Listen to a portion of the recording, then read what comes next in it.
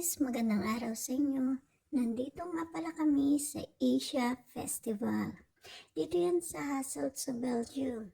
Tingnan nyo guys, ang dami-daming pagkain at iba't ibang uri din. Meron dito mga Korean at kung ano-ano pa. Siyempre, hindi mawawala ang lumpia, barbecue, sausage, giniling at kung ano-ano pa. Ayan ako, itatry ko na ang mga pagkain na to.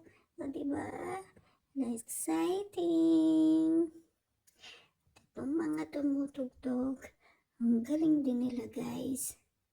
Madami sila kanina pero wala na yung iba.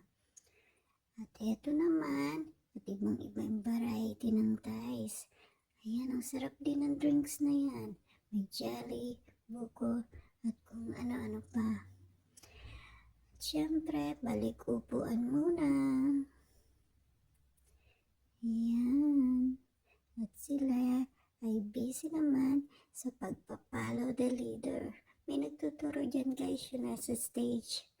Kaya kami, eto naman, manonood ng show na to.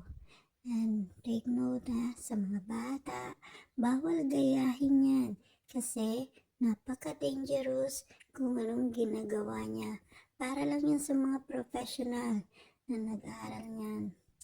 At dahil mainit doon, mag-ice cream muna. O diba? Ang sarap ng ice cream na to. Mango flavor yan. Vegan friendly daw. Kaya, let's try.